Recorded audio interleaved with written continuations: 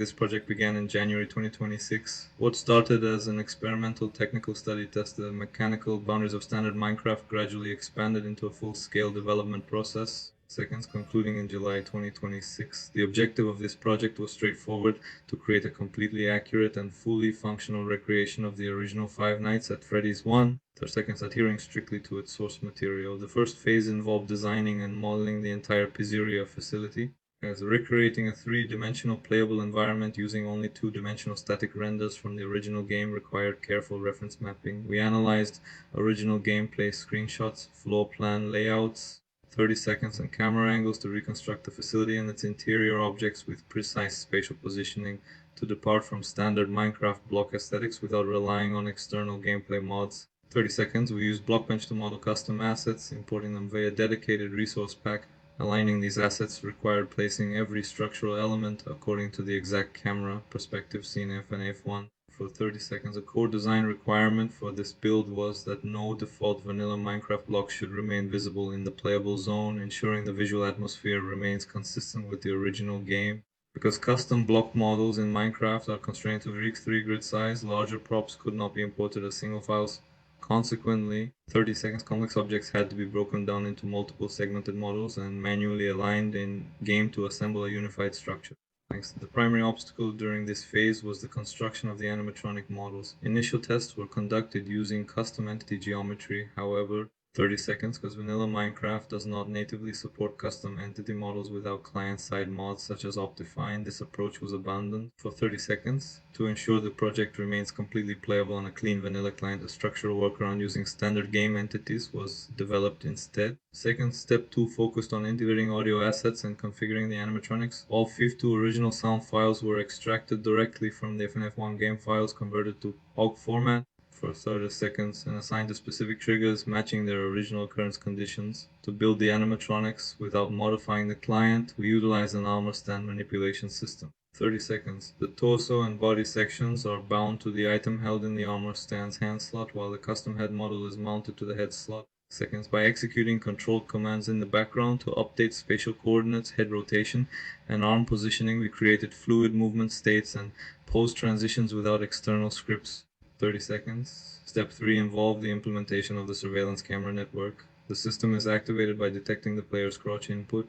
Once night mode begins, crouching opens the security monitor, immediately placing 9 die items into the player's hotbar to serve as camera selection switches. Because FNaF 1 contains 11 functional camera feeds, 30-second a dynamic hotbar management system was implemented to cycle through all available feeds. Since default Minecraft mechanics do not include native UI camera functions, every interaction had to be scripted individually. 30 seconds. When a player drops a die item, the system registers the action, selecting that specific camera feed and instantly teleporting the player to an invisible armor stand located at that camera's coordinates. To replicate the original security feed behavior, these camera armor stands continuously pan back and forth within restricted angle. Finally, to lock player movement and reproduce the CRT monitor visual effect, a custom textured pumpkin is automatically equipped to the player's head slot. Step 4 covers the night progression and time tracking logic. Initially, a direct boot sequence into the original title screen was tested. However, this setup introduced stability issues during extended runtime. To guarantee structural stability, for 30 seconds, a custom lobby framework was built instead. From the lobby, players can start a new game or load existing progress. Once a night commences, a master scoreboard controller manages the round, scaling each night to last exactly 9 real-time minutes. Current time progress is displayed on the office desk screen every 90 seconds. 2 background scoreboards, Tamormin and Tamor reach specific milestones. When triggered, the desk display updates its visual text, and the active artificial intelligence values, AI values for the animatronics, scale upward according to the progression curve. When the 9 minutes expire, all entities reset, a victory sequence plays, 30 seconds, and the player transitions to the subsequent night with increased base difficulty levels. Step 5 covers power management, light controls, and door mechanisms. Step seconds. Total remaining power is displayed simultaneously on the desk screen and the action bar interface. Because vanilla Minecraft does not feature a default numerical power bar on the UI. Third thing is we retexture the experience bar overlay, mapping specific experience levels directly to power percentages. Power consumption rate scales dynamically based on the number of active doors and lights. To underplate, custom tile entities update the numbers on the desk monitor in real time, offering a cleaner visual display than standard text messages. To handle door and light interactions, second, standard trapdoors were modified because static blocks cannot change visual models dynamically. 30 seconds. Tracking the open and close states of custom trapdoors provided a consistent mechanical trigger to lower or raise the security doors. If power reaches 0%, the lights and desk fan immediately deactivate. 30 seconds, leaving the office completely dark and defenseless. Step 6 details the artificial intelligence mechanics governing the animatronics. Seconds, the system relies on synchronized 5-second interval loop linked to each character's assigned AI value. Every 5 seconds, the game rolls a random number between 0 and 20 seconds. If the rolled value is equal to or less than the character's current AI value, the animatronic executes a movement step along its path. Bonnie moves sequentially through show stage 1A, dining area 1B, backstage 5. Supply closet 3, West Hall 2A, and West Hall corner 2B, advancing or retreating by 1 or 2 nodes until reaching the left door. Chica follows an equivalent rotating sequence across 1A, 1B, restroom 7, kitchen 6. 30 seconds, East Hall 4A and East Hall corner 4B. Freddy and Foxy operate on specialized movement rules. Their movement timers freeze whenever the surveillance monitor is actively viewed. 30 seconds, and this freeze remains briefly active after the monitor is closed.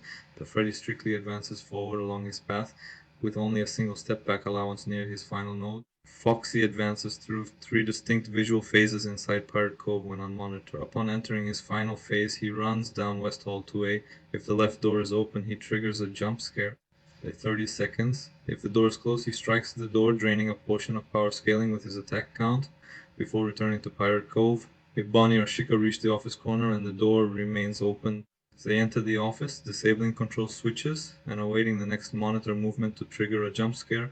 Freddy does not appear at the door frame if he reaches 4B and the right door remains open. 30 seconds, enters the room directly, delaying his attack for a short duration. Additionally, if Freddy or Chica are located in camera 6, the kitchen, accessing the camera feed triggers a localized audio cue to indicate their presence. Finally, step 7 covers technical details and map mechanics. The posters in West Hall corner 2B and East Hall corner 4A have a calculated probability of shifting textures upon observation. When power depletes entirely, the desk fan's model animation halts immediately. Completing the 6th night opens an additional section within the main lobby area as a completion marker.